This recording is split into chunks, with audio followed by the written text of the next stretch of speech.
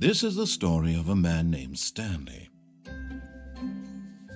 Stanley worked for a company in a big building where he was employee number. Stanley worked for a company in a big building where he was employee number. Stanley worked for all of his co-workers were gone. What could it mean? Stanley decided to go to the meeting room. Perhaps he had simply missed a memo. What could it mean? Stanley decided to go to the meeting room. Perhaps he had simply missed a memo. What could it mean?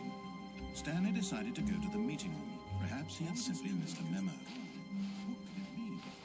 Stanley decided to go to the... When Stanley came to a set of two open doors, this was not the correct way to the meeting room, and Stanley knew it perfectly well. Perhaps he wanted to stop by the employee lounge first, just to admire it. Stanley knew it perfectly well. Perhaps he wanted to stop by the employee lounge first, just to admire it. Stanley knew it perfectly well. Perhaps he wanted to stop by the employee lounge first, just to admire it. Stanley knew it perfectly well. Perhaps he wanted to stop by the employee lounge first, just to admire it. Stanley knew it perfectly well. Perhaps he wanted to stop by the employee lounge first.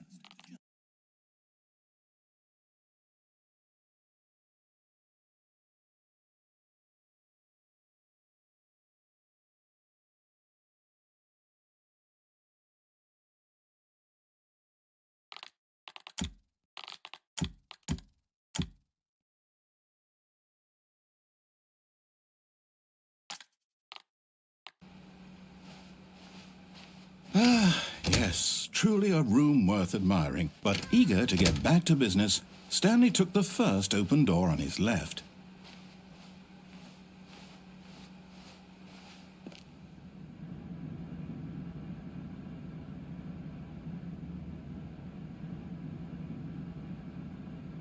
Stanley was so bad at following directions, it's incredible he wasn't fired years ago.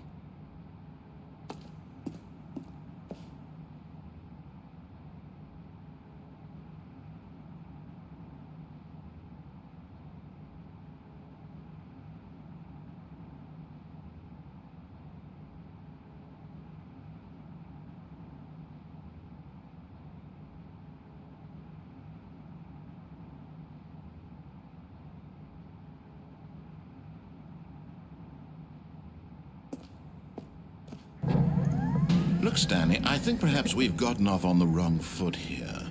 I'm not your enemy, really, I'm not.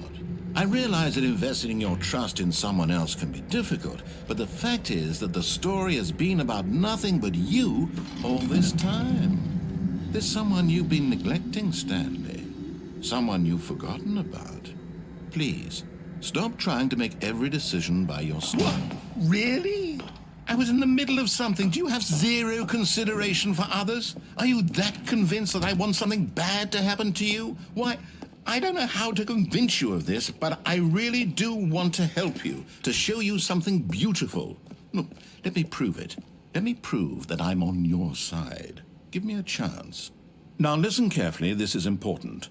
Stanley walked through the red door.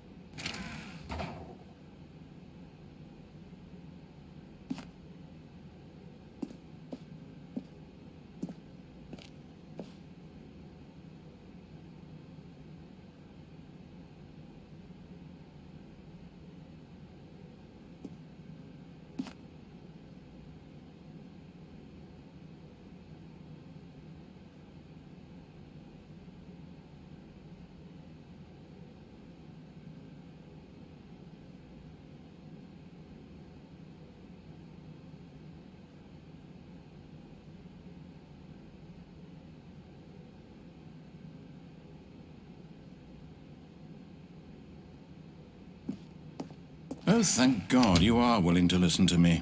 Do you see that I really have wanted you to be happy all this time? The problem is all these choices. The two of us always trying to get somewhere that isn't here. Running and running and running, just the way you're doing right now. Don't you see that it's killing us, Stanley? I wanted to stop. We would both be so much happier if we just stopped. And I think I have a solution. Here, let me show you.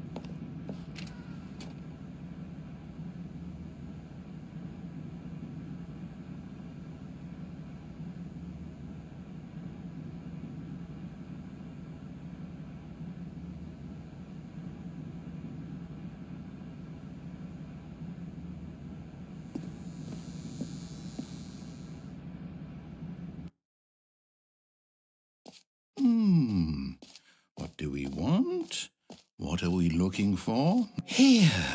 Yes. Oh, it's beautiful, isn't it? If we just stay right here, right in this moment with this place, Stanley, I think I feel happy. I actually feel happy.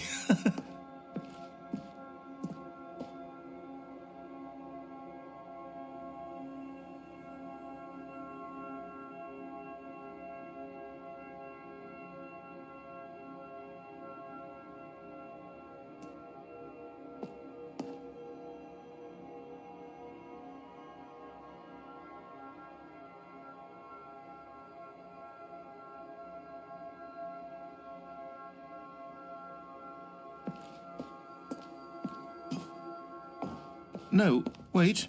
Where are you going?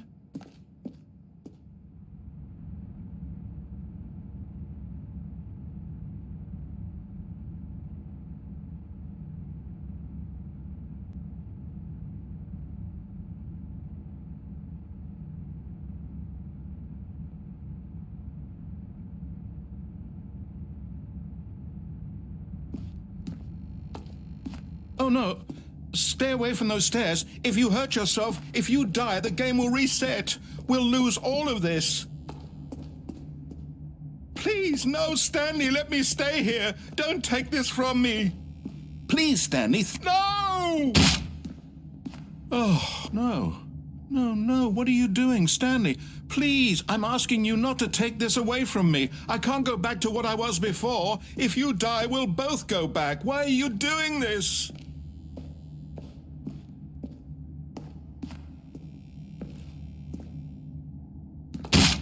Stanley, let's go back to the other room. My God, is this really how much you dislike my game? That you'll throw yourself from this platform over and over to be rid of it? You are literally willing to kill yourself to keep me from being happy. Am I reading the situation correctly?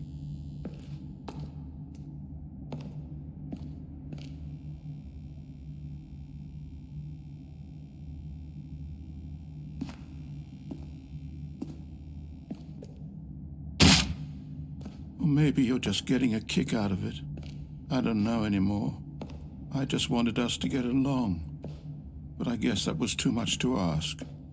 It looks like you wanted to make a choice after all. Well, this one is yours.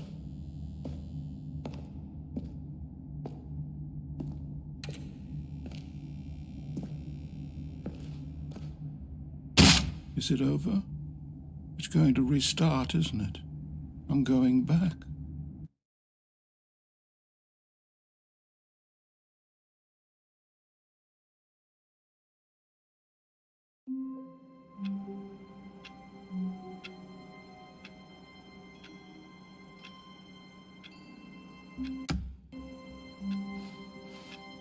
All of his co-workers were gone. What could it mean? Stanley decided to go to the meeting room. Stanley lifted the bucket into his arms, and a wave of comfort rushed over him.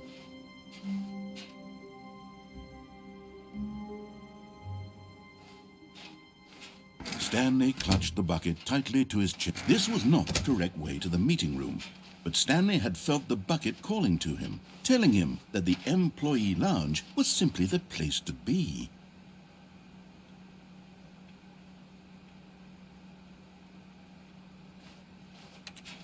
And here it was. Had the bucket turned out to be correct? Was this better than the meeting room?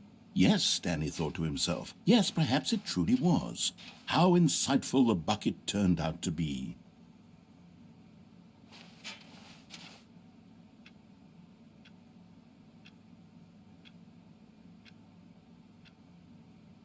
Truly, being here... No, never mind.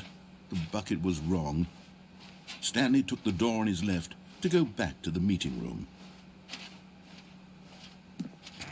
No, said the bucket. don't go to the meeting room. Go somewhere else. The cargo lift, yes. Go there. Go to the cargo lift.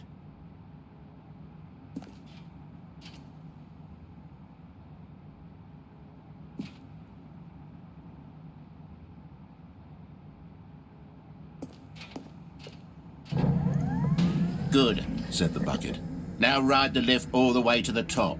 There's something up there I need you to do. Stanley did not question why or how this bucket was speaking to him. It should have alarmed him, of course, because buckets can't talk. But Stanley chose not to think about this obvious fact. He was firmly convinced that the bucket had spoken to him, and he unthinkingly did whatever the bucket asked. In here, Said the bucket. go into this dark room over here. Stanley once again obeyed blindly.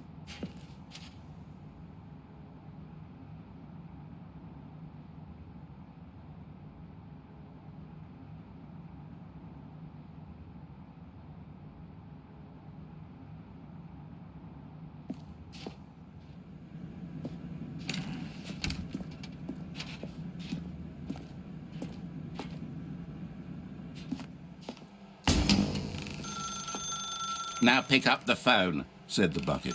Pick up the...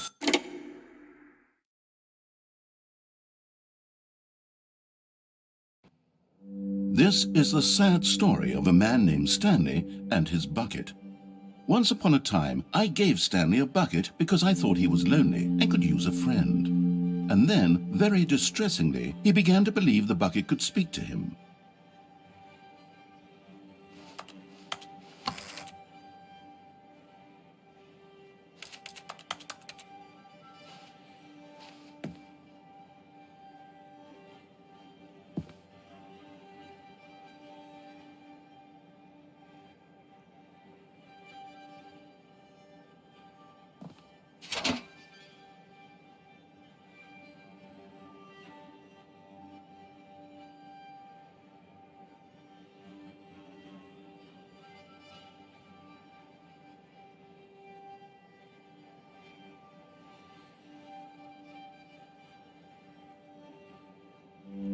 The Stanley Parable Reassurance Bucket was merely meant to provide the comforting glow of companionship. It doesn't literally talk and give you orders. Whatever Stanley is hearing the bucket say to him is just in his head. Lately, I've been concerned about him. Wouldn't you be concerned as well? To see him delusional like this, obsessing over an inanimate metal object? I want to say something to him, but I don't know how I can convince him. I don't know if he'll listen to me. Oh, I'll try anyway. Stanley, can you hear me? Listen to me. It's just a bucket. It can't think, it can't talk. All it will ever truly do for you is effectively transfer a liquid from one location to a different location. That's it. It doesn't do anything else.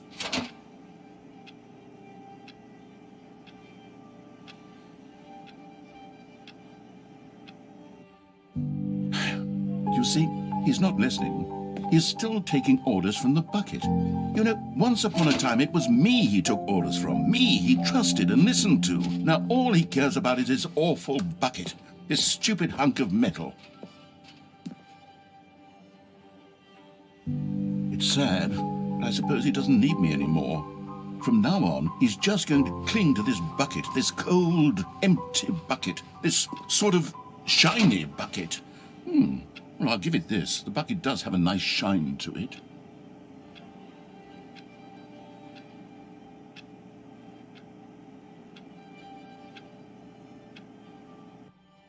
Yes, I suppose on closer inspection that it doesn't quite look like your average hardware store bucket. It's just a little more, what am I trying to say? Sturdier, more capable of transporting liquid. Like it would be better at moving an amount of water from one room to another.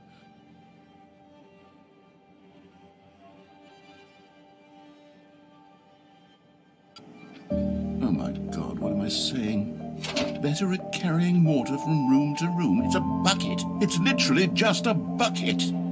Why do I feel some need to point out the ways in which it's so much more than just a regular bucket?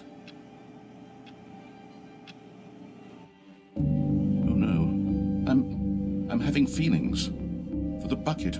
No. What's going on? Why do I want to be with the bucket? Hear what the bucket has to say. Do anything it asks. What's wrong with me? I don't understand. Perhaps if I had the bucket, this would be less confusing. Yes, the bucket could tell me what to do in this troublesome situation.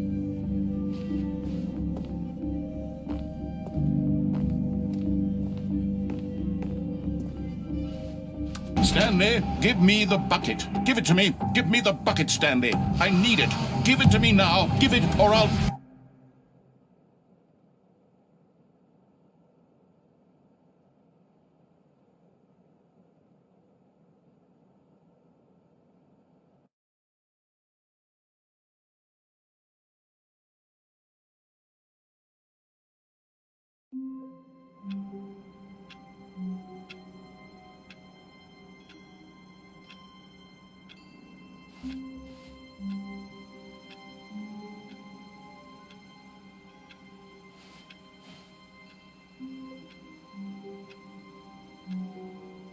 All of his co-workers were gone. What could it mean? Stanley decided to go to the meeting room. Perhaps he had simply missed a memo.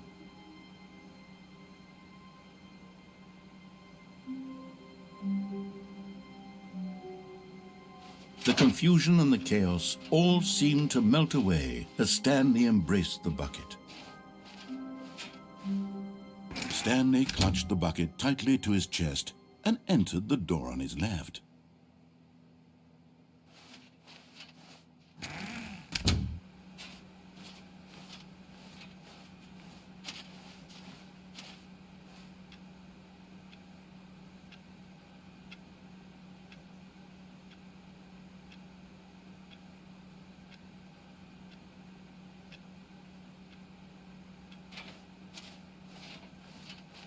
Still no one was here. Stanley needed the bucket's warmth and comfort now more than ever. Perhaps his boss's office was where he'd find... Coming to a staircase, Stanley and the bucket walked upstairs to the boss's office.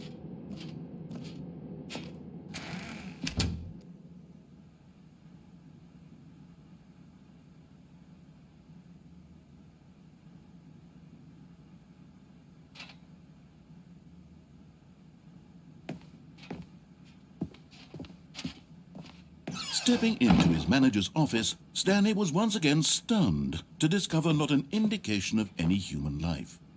Crushed by the weight of this revelation, Stanley may have broken down into an emotional dumpster fire if not for the soothing presence of the bucket. Even now, in his darkest of hours, but Stanley guessed the correct code by sheer luck. Was it that the bucket knew all along? Was the bucket guiding him? Yes, this is certainly the most logical explanation.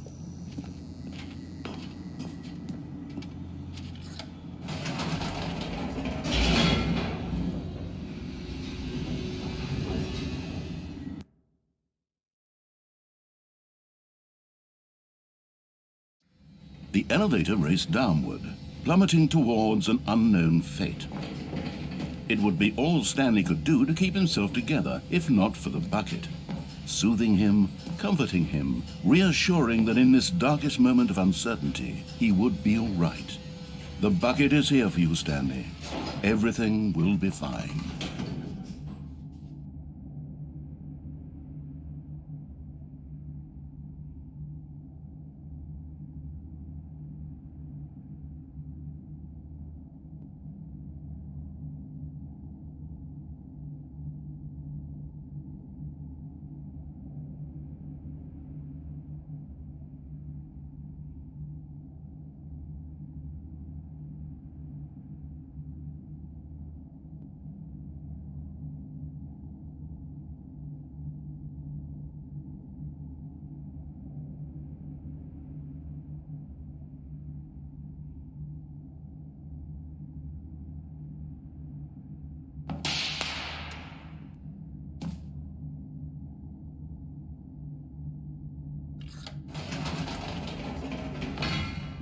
Wait, Stanley said to the bucket. Can we go back up? When I was pressing those keypad buttons, there was something very intriguing about the number 3. I want to go back so I can try pressing the number 3 again. The bucket said nothing.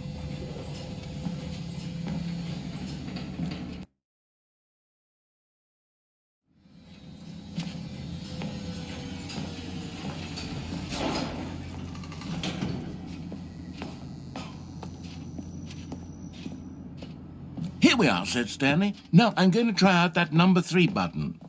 He took the bucket over to the keypad and began absolutely slamming. Wow, he said. The number 3 is such a special button. I'm having the time of my life.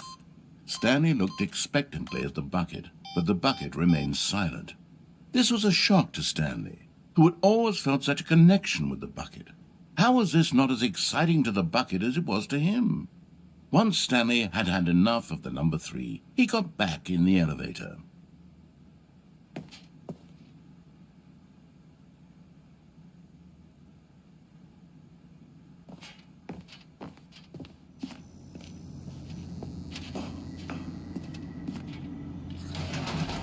Perhaps the bucket had missed something. Perhaps it had not seen how much joy Stanley got from slamming the number 3 repeatedly.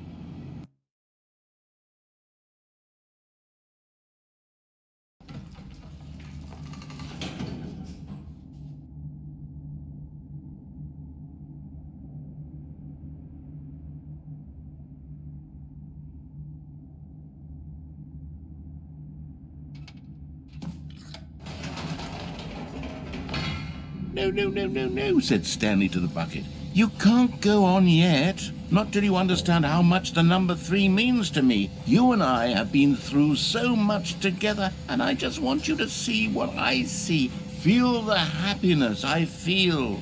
He smiled at the bucket, and the bucket said nothing.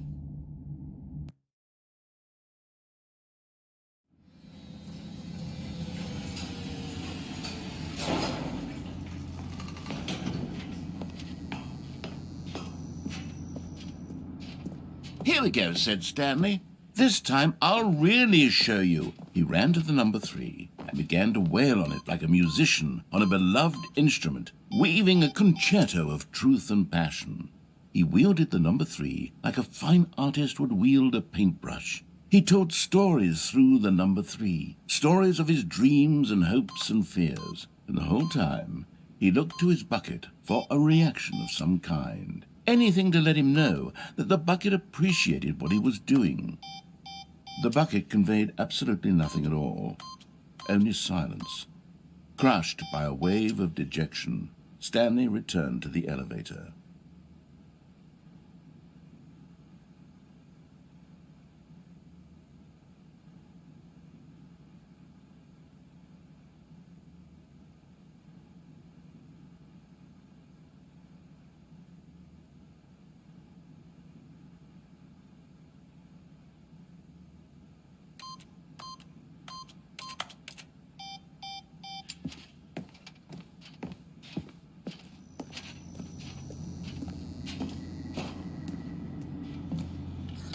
Stanley and the bucket were so close. They'd always been there for one another. Why suddenly could the bucket not connect with this passion of Stanley's?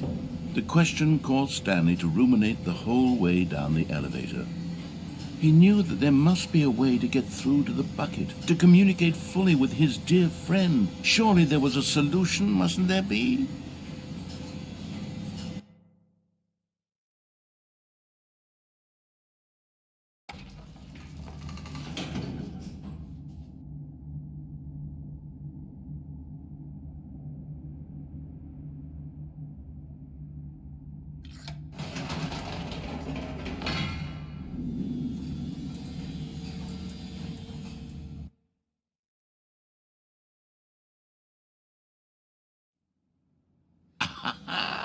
Said Stanley. I know what to do. I know how to fully express this feeling in my heart. He decided right then and there that he would hold a press conference where he would speak to the public on all matters relating to pressing the number 3 over and over. He would elaborate fully on what the number 3 meant to him and why he felt so alive when pressing it. Then the bucket would be able to see his joy through the eyes of others. It would get to see the world react to this discovery of Stanley's. And it would be through the public eye that the bucket would finally understand Stanley's work.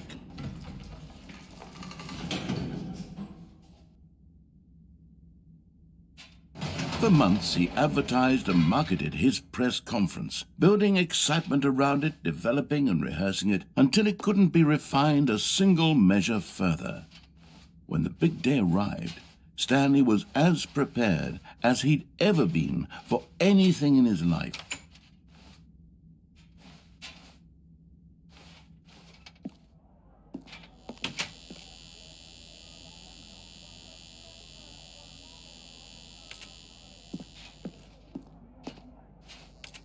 This was it.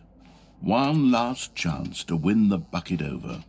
One opportunity to share a true connection with a loved one.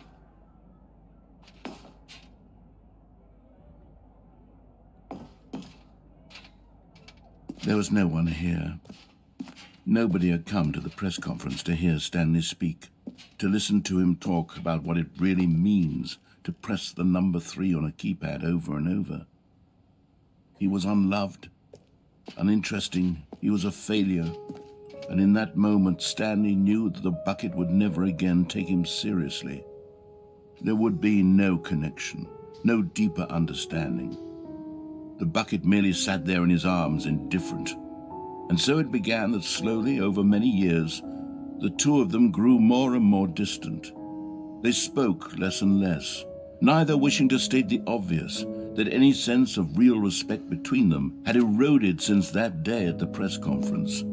There would be no more games, no more long conversations about passion and pursuit, only a silence that consumed the space between friends. And Stanley, having for once in his life discovered the warmth and comfort of true companionship, was cast back into the unremarkable normalcy of loneliness.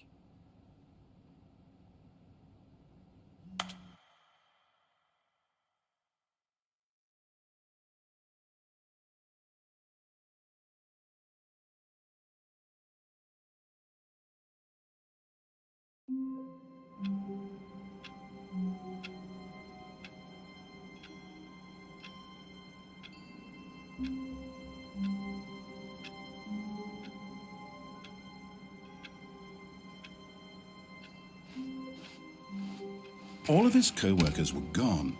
What could it mean? Stanley decided to go to the meeting room. Perhaps he had simply missed a memo. Warmth spread through Stanley's arms. With the bucket in his arms again, he was home.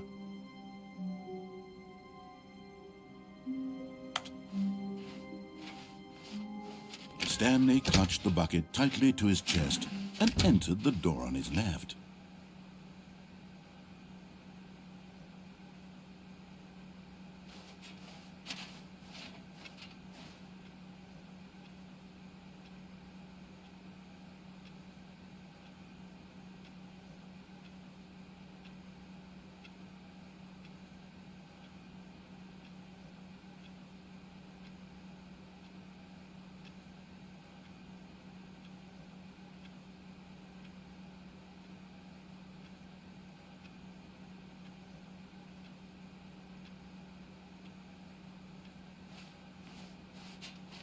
Still no one was here. Stanley needed the bucket's warmth and comfort now more than ever. Perhaps his boss's office was where he'd find answers.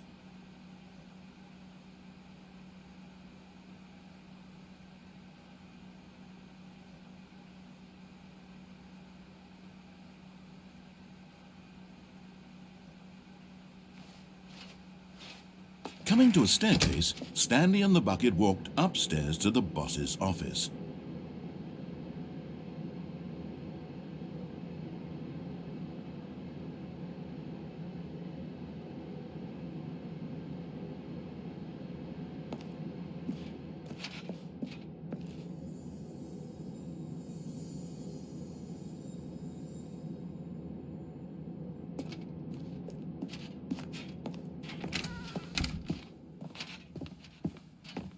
Stepping into his manager's office, Stanley was once again stunned to discover not an indication of any human life. But Stanley guessed the correct code by sheer luck.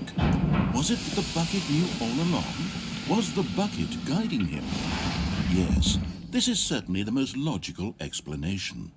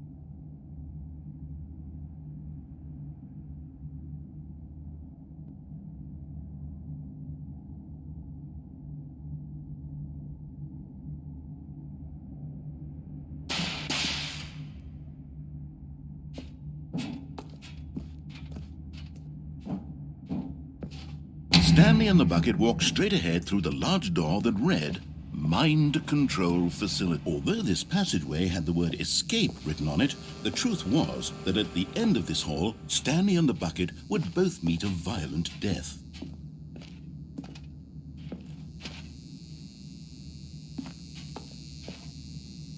The door behind them was not shut.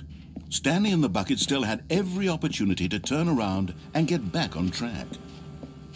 At this point, Stanley and the bucket were knowingly walking forward into a very painful death for each of them.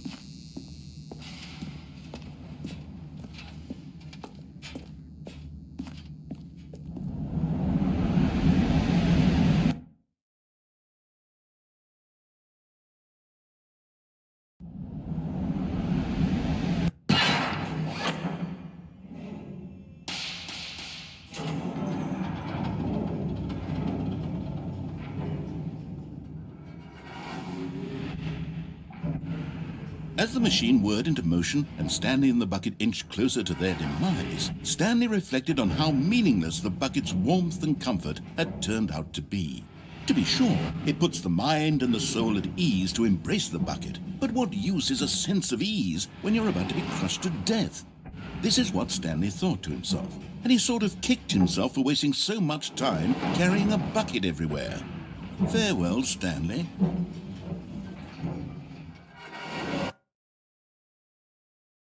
"Farewell, Stanley," cried the narrator, as Stanley and the bucket were led helplessly into the enormous metal jaws.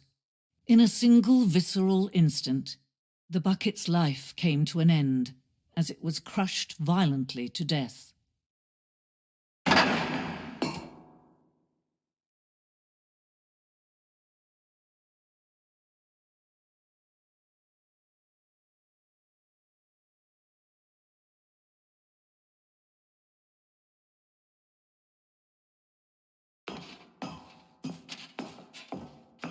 It was a shame, the death of such a magnificent bucket. It's true that all buckets are radiant in their own way, but this one stood above the rest. It was a glorious bucket to behold.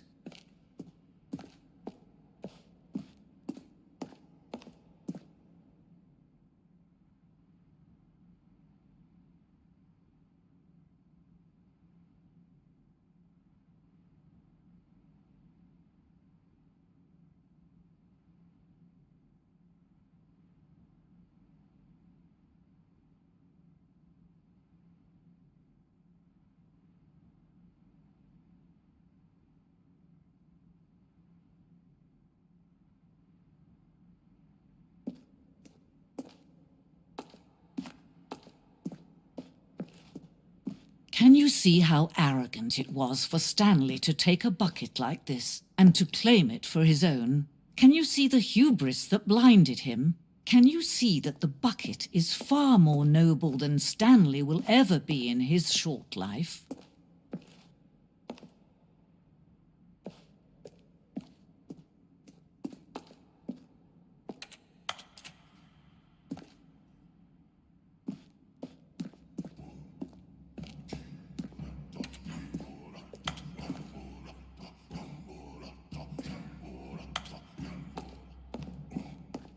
No man can own a bucket, and certainly not a bucket as dazzling to behold as this one.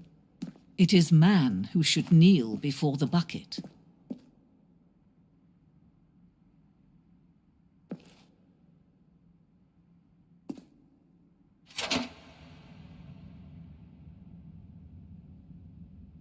But there is something we can do together, you and I, that will right this terrible wrong.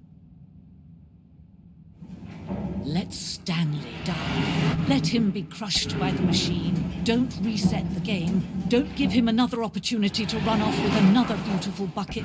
We can save the world's buckets from their treatment as tools and implements if only we let Stanley die together. The bucket shall take its place as ruler, as leader, as commander of a new world, a new vision.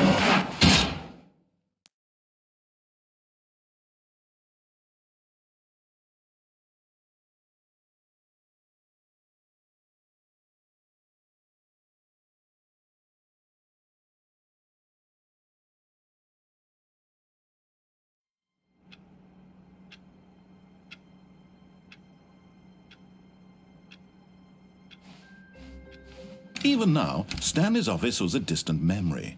What did it look like? There was a computer, perhaps, and a painting. Was it a painting or a photo? He could no longer recall. Stanley picked up the bucket and smiled. He'd never be alone again, not truly alone, not with the bucket around.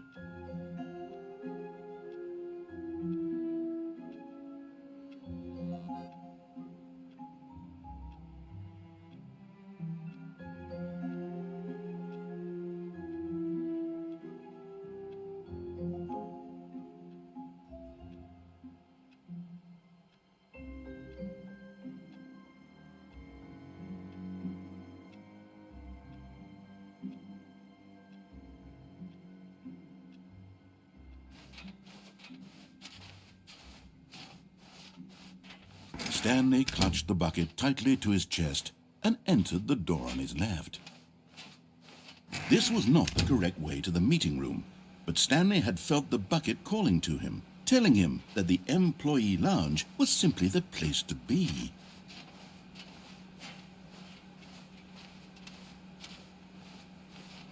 And here it was. Had the bucket turned out to be correct? Was this better than the meeting room? No, never mind. The bucket was wrong. Stanley took the door on his left to go back to the meeting room.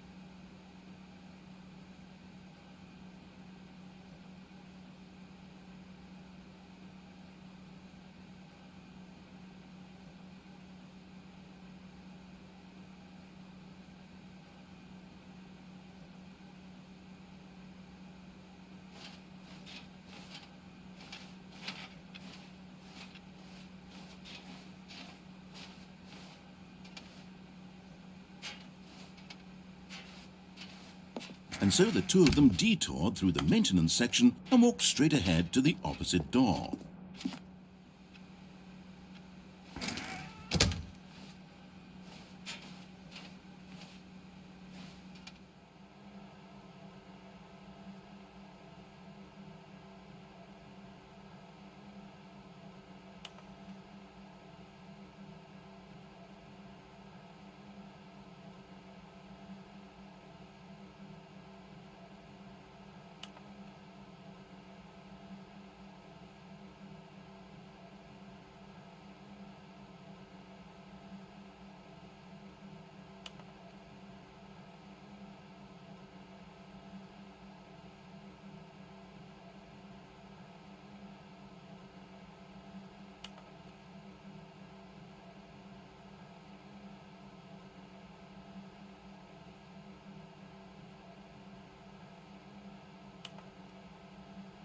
Still no one was here.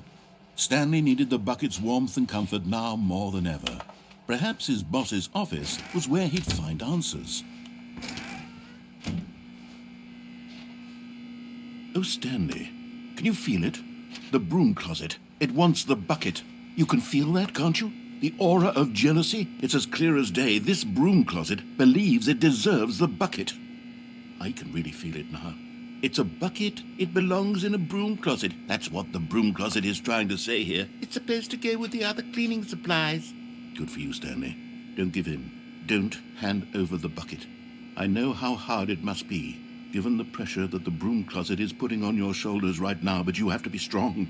This is your bucket. This is your companion and lifelong friend. You can't hand it over. Oh, no.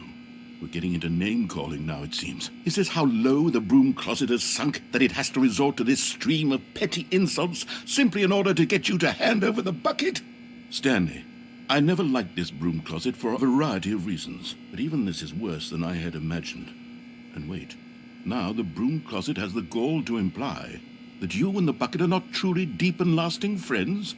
That your relationship is purely superficial and convenient?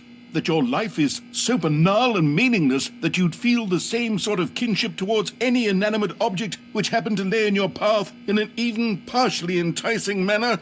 Well, I'd never. Go on, Stanley. Lay into it. Really tell the broom closet off for its demeaning comments. Expand on the wide variety of experiences you and the bucket have shared together. Go through each of them point by point. Share your journal entries detailing the rich emotional landscape of your feelings for the bucket as they have changed and evolved over the years. Let him have it.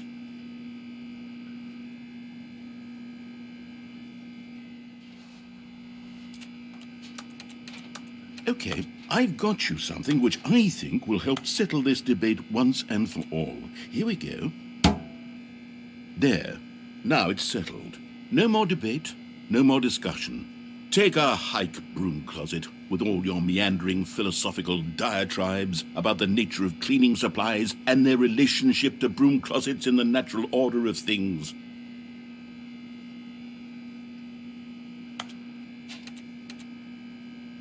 All right, I've got a second sticker back here, and I'm going to slap it on as well because I think it's appropriate.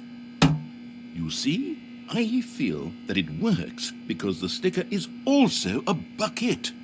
That way, if you're ever unsure whether the thing you're...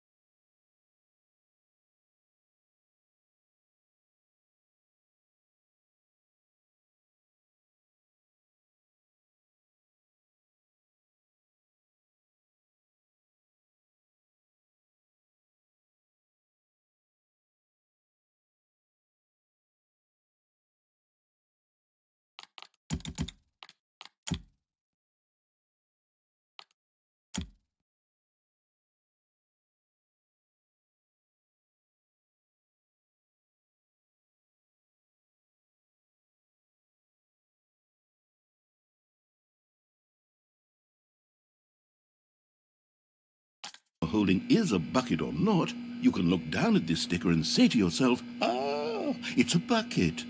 There really is a wide variety of applications for this sticker.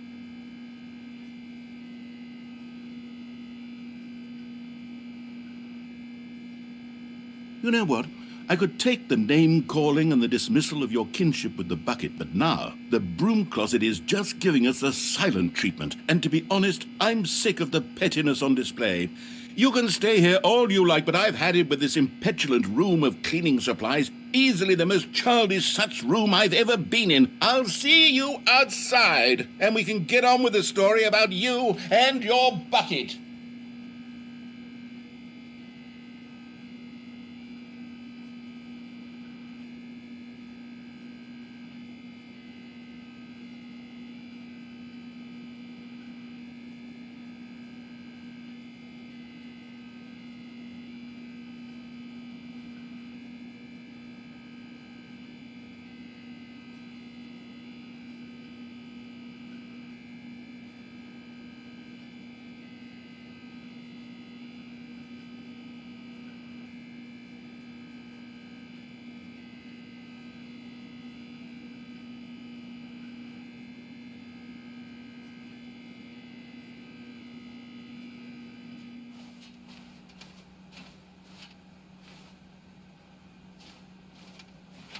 Coming to a staircase, Stanley and the bucket walked upstairs to the boss's office.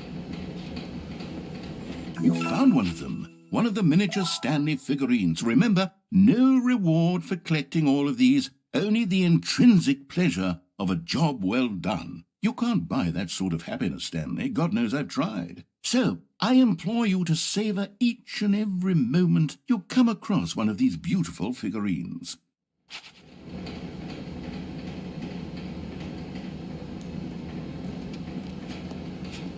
But Stanley just couldn't do it. He considered the possibility of facing his boss, admitting he had left his post during work hours. He might be fired for that. And in such a competitive economy, why had he taken that risk? All because he believed everyone had vanished? His boss would think he was crazy. And then something occurred to Stanley. Maybe, he thought to himself, maybe I am crazy. He looked down at the bucket in his arms. Am I crazy? He asked the bucket. The bucket returned his gaze, but said nothing at all. That's strange, Stanley thought. Usually the bucket is a source of guidance and wisdom for me in difficult times such as these. He held the bucket close, yet felt none of its familiar reassurance and comfort. And that's when Stanley realized, this isn't my bucket. It's just a normal, everyday bucket. Someone else's bucket, perhaps. How did I end up with someone else's bucket? This is all terribly wrong. Surely no good would come from this. Who knows what sorts of bizarre hallucinations Stanley might experience without the psychologically grounding presence of his bucket. And indeed, now he noticed that the rooms were repeating, which was, of course, very odd. And now he felt himself floating off the ground. Oh, gracious, he exclaimed. Without my bucket, I've gone truly mad. Where is it? I must find it. Far off in the distance now, he heard it, calling to him. Stanley! Stanley, it's me, the bucket. Could it truly be? He rushed forward from room to room, passing by one bucket after the next. None of them were his. None of them were his special bucket. Come to me, Stanley. Find me. He had to find the bucket. He had to return to his old friend. It was the only way to truly restore his sanity. And then suddenly, he froze dead in his tracks. He knew where the voice of the bucket had been coming from. The real bucket was inside of him all along. It was incredibly painful.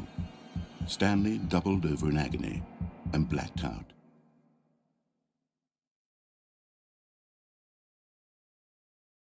This is the story of a woman named Mariella. Mariella woke up on a day like any other. She arose, got dressed, picked up her bucket of comfort and security, and walked to her place of work. But on this particular day, her walk was interrupted by the body of a man who had stumbled through town, talking and screaming to himself, and then collapsed dead on the sidewalk. Right away, she knew what the problem was. This man had no bucket. Of course he'd gone mad, ranting and raving about a narrator describing all of his actions and how everything is predetermined and free will is an illusion and it's all just a video game. It could all have been prevented if only he'd taken his bucket with him. Perhaps he didn't even realize he'd forgotten his bucket at home in the first place. How cruel the world can be, Mariella thought, and she hugged her own bucket even tighter. But of course, she had no time for this.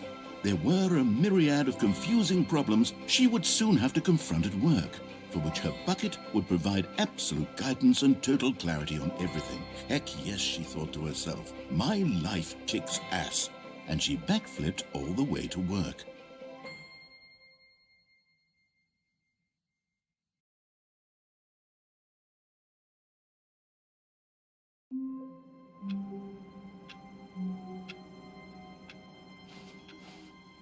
Wait, Stanley thought to himself. Am I sure that the orders stopped coming in? How is that possible? They never stopped. Surely I was mistaken.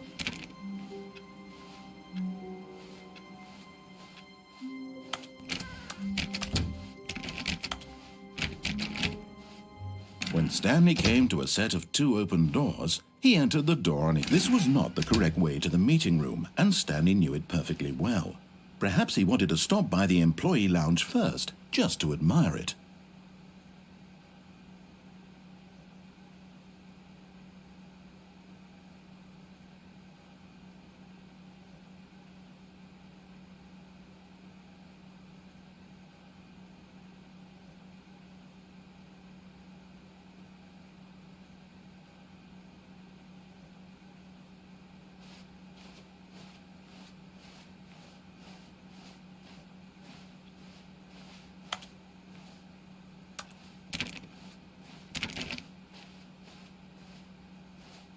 Standing now in this incredible room, Stanley for the first time understood, but eager to get back to business, Stanley took the first open door on his left.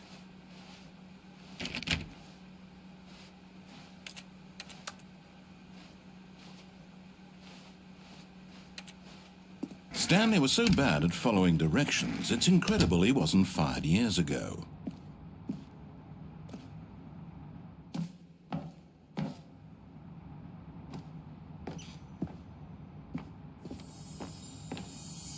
Another miniature Stanley figurine. This, there really must be a snappier name for these things. What about mini-stands? Stanley figs?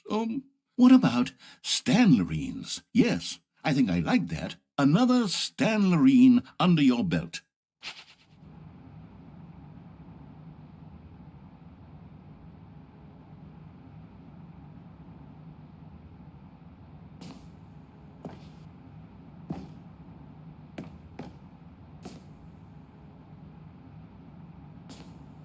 But in his eagerness to prove that he is in control of the story and no one gets to tell him what to do, Stanley leapt from the platform and plunged to his death. Good job, Stanley. Everyone thinks you are very powerful.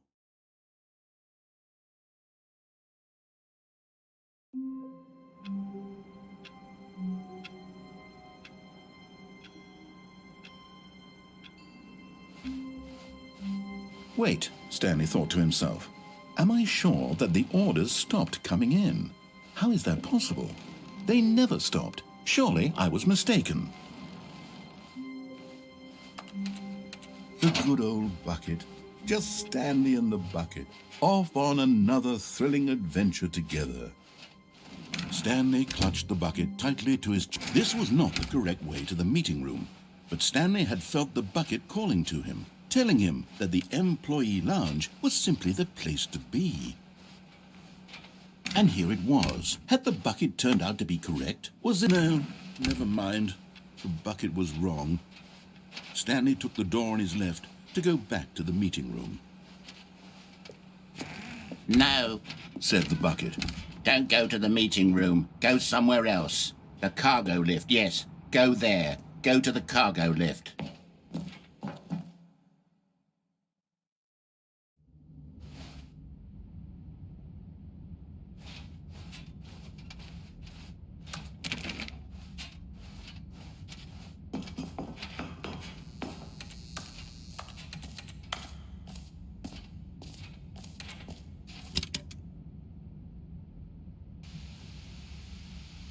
Okay, this is day number 295. Tape number... I don't even know. I've lost track. Nothing feels real anymore. The longer I study this bucket, the less sense anything makes. The sheer euphoria I feel every time I pick it up. No matter how many times I've done it, it's always the same feeling. And the emptiness in my chest when I set it down. It doesn't make sense. There's no explanation for it. I still haven't figured out why I see the world so differently when this bucket is in my arms. Why everything feels so... What do I do with this treasure? I can monetize it. Yes. It's unthinkable the amounts of money people will pay for even just an hour with the bucket. This is my golden ticket. But I have to be careful, because as soon as this gets out, there's going to be a target on my back. Even now, I don't know who might be trying to get... What's that? Who's there?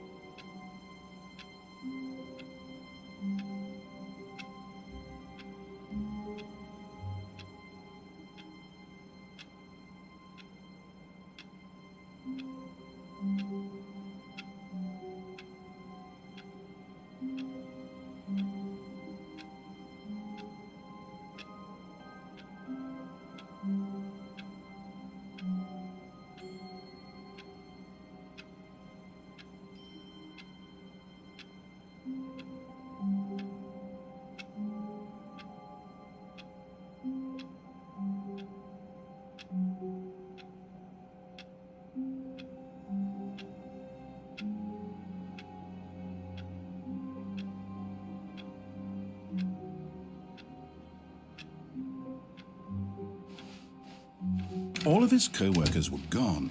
What could it mean? Stanley decided to go to the meeting room. Perhaps he had simply missed a memo.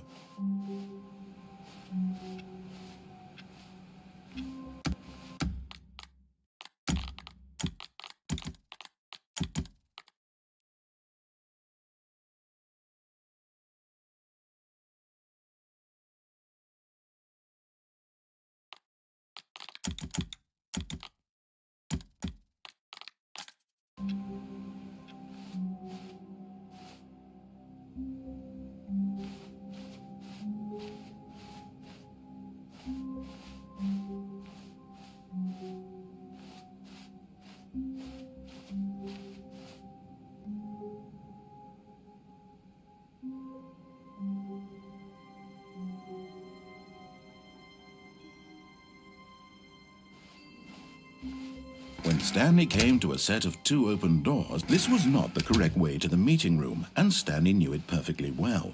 Perhaps he wanted to stop by the employee lounge first, just to admire it.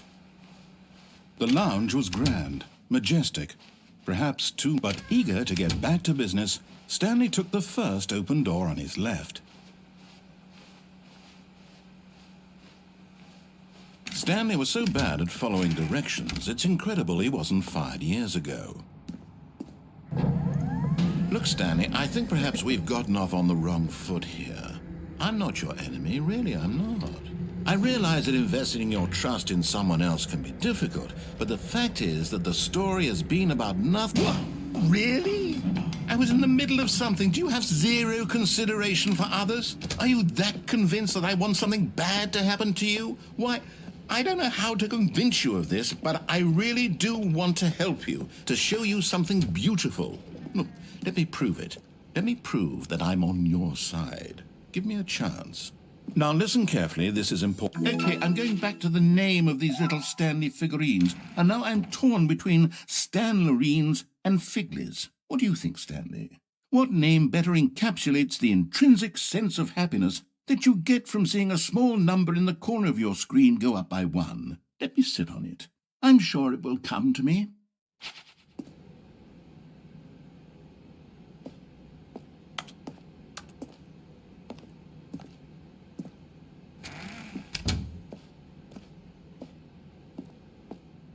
Aha, perhaps you misunderstood.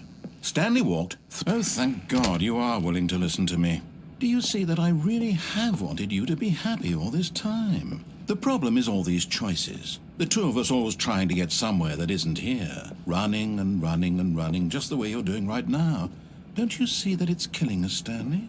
I wanted to stop. We would both be so much happier if we just stopped. And I think I have a solution. Here, let me show you.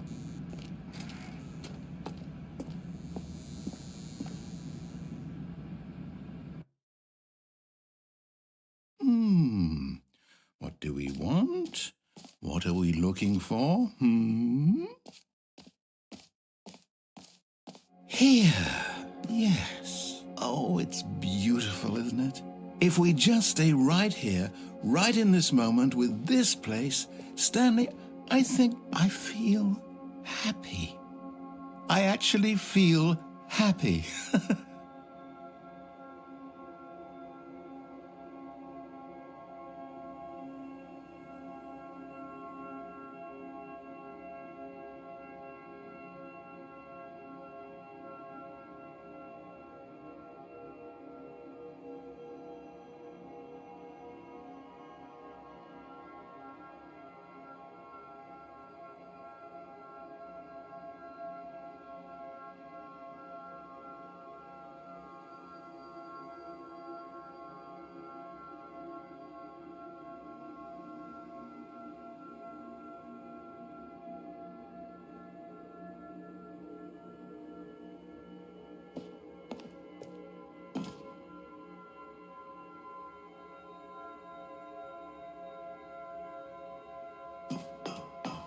No, wait. Where are you going?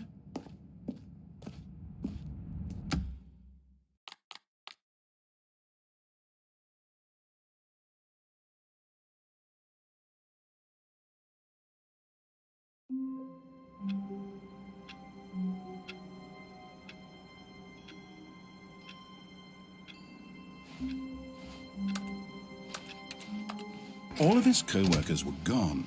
What could it mean? Stanley decided to go to the meeting room. Perhaps he had simply missed a memo.